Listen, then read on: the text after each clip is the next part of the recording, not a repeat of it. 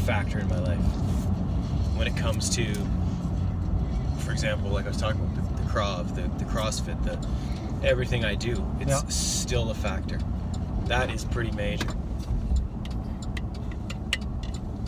Yeah, she just nailed it. 2 years old, 4 years old. And so John and I just had a reading from a shaman.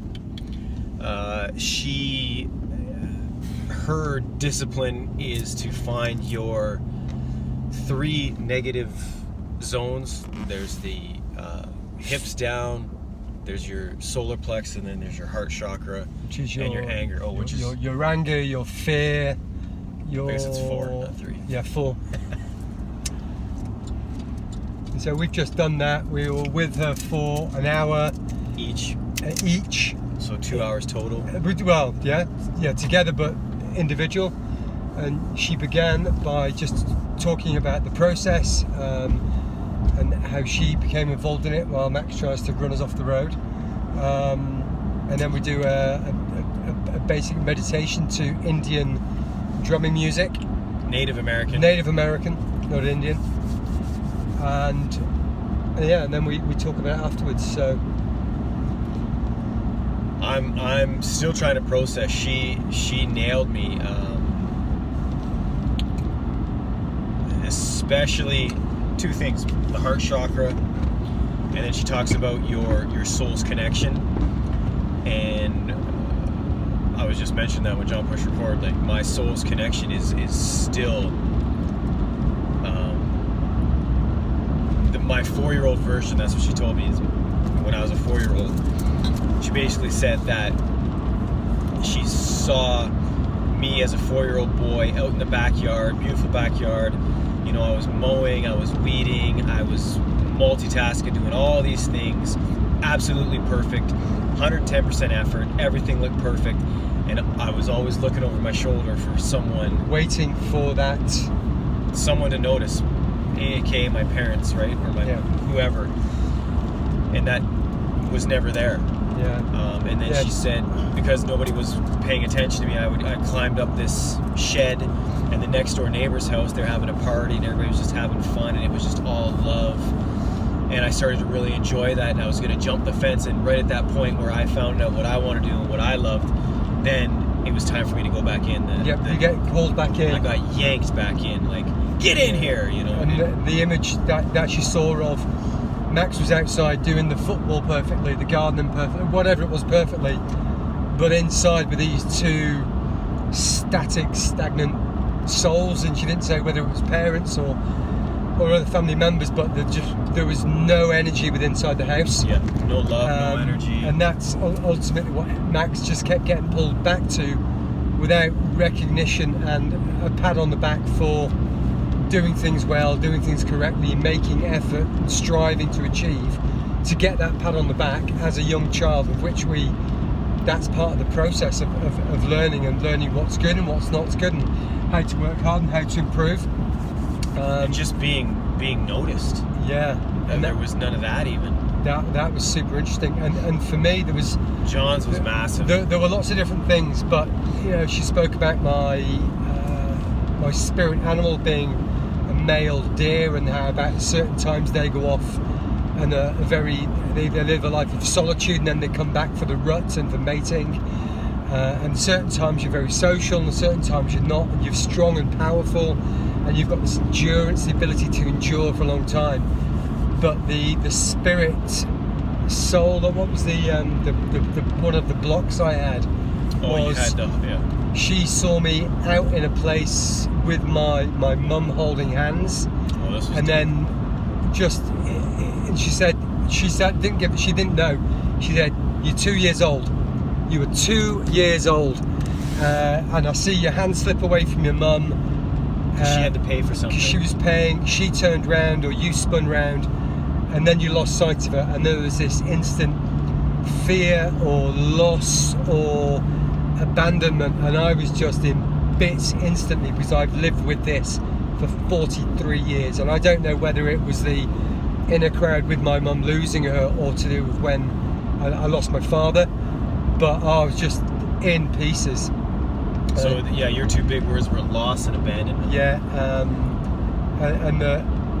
and the sort of the guiding words is to try and nurture these individually, our own sort of 2-year-old and 4-year-old self, and let them know it's safe and let them know it's okay, and they're strong, and just give the nurturing for which those individuals and those souls didn't have at that time, and being kind and gentle to oneself. And for myself, I've got a heart that's the Arnold Schwarzenegger. Macho man heart. I'm strong, I'm powerful, I'm X, Y, and Z, and just to give your heart a massage and to be softer. And I heard the same thing from somebody else this week, is when I'm being not necessarily genuine, I'm always genuine, but a little bit more humble, I'm much more approachable and acceptable, rather than when I've kind of lost a little bit of self-belief or confidence within a certain situation.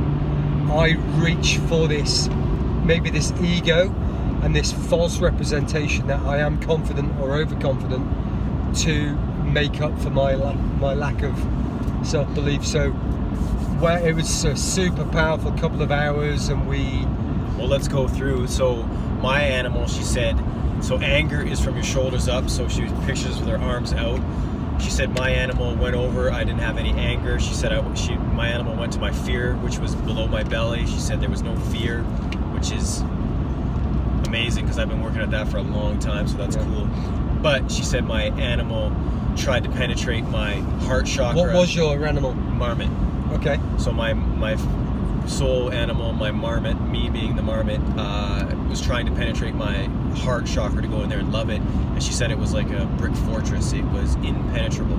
Yep. And now going back to the story of me as a little child at 4, you can see, or I can see, how, having nobody recognize me, nobody that I was just putting layer upon layer upon layer upon layer upon layer of my protection own to protect myself, right? Because nobody gave a flying F about me, or at least that's how I perceived it. Yeah. And I would just protect myself, and I've done that through, going through my life, and then being out of the house at such an early age, going into the big bad scary world. All I kept doing was putting stuff on, and she said that it took that little dude a long time, and even in meditations I've noticed there's been times where I felt that chakra release, and I almost buckle because it's so powerful.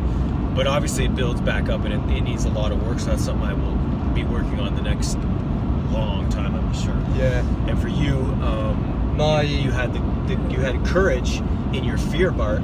Yeah. And then you also had the mic drop. So apparently my right arm, it was my spirit animal is the red male deer. So he's kind of licking it along the back of my shoulder and down my arm to release.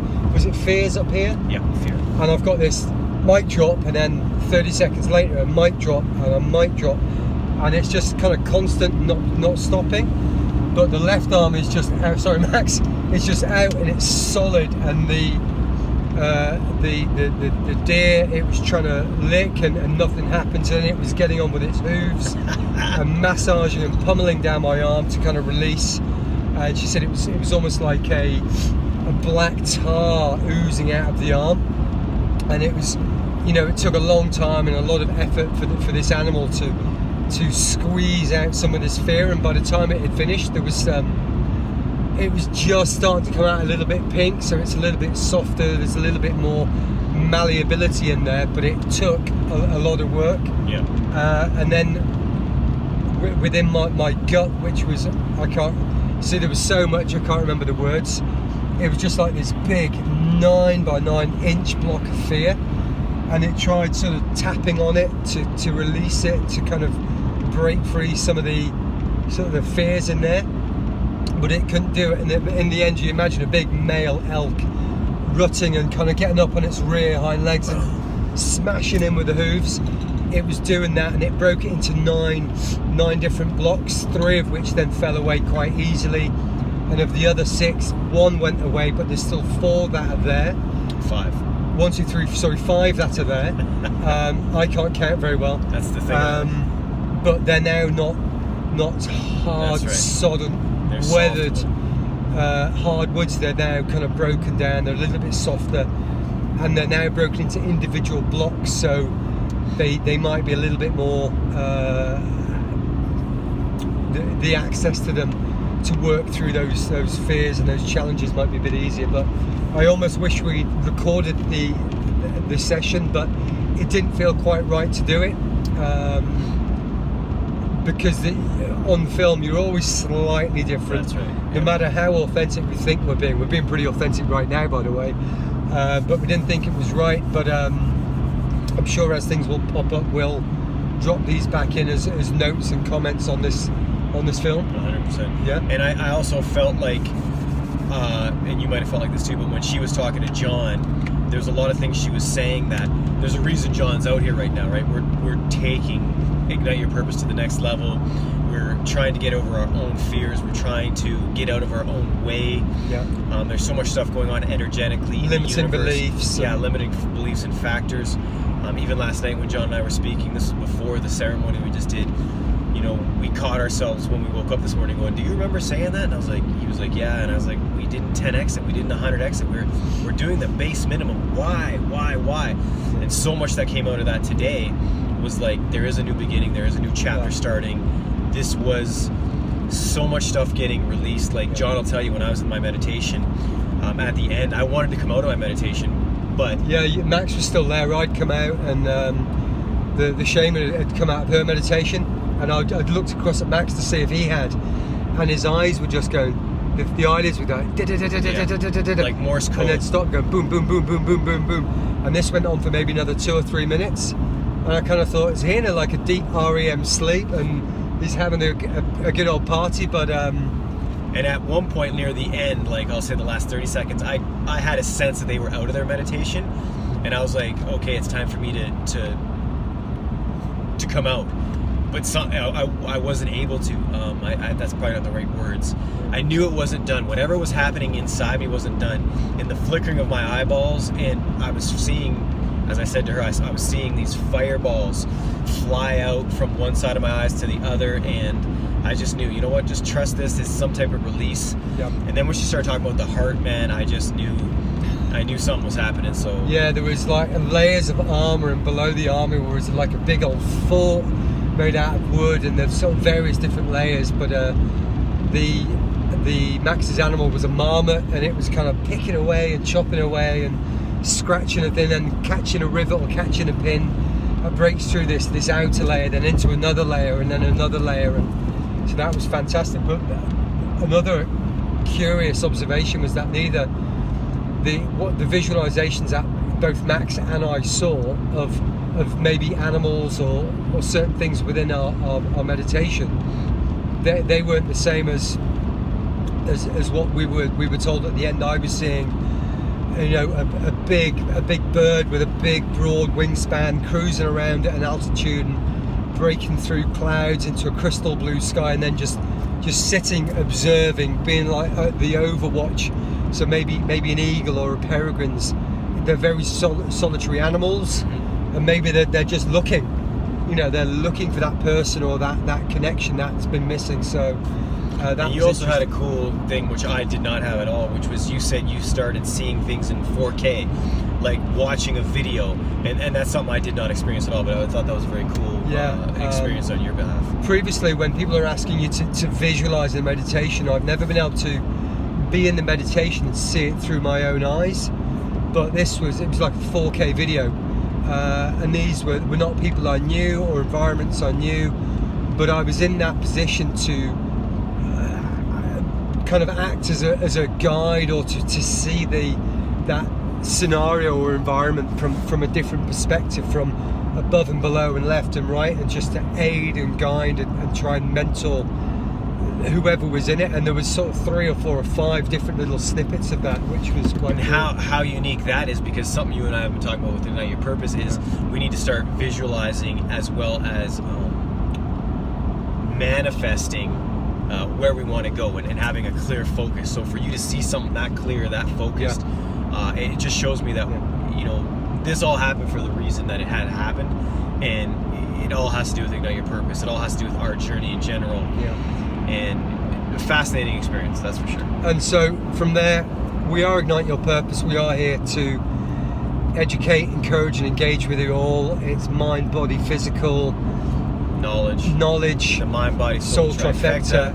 Negative to positive, baby. Every day. We're going to be here every day. So we'll see you on the next episode. Thanks for watching. Thanks for listening. And ciao for now.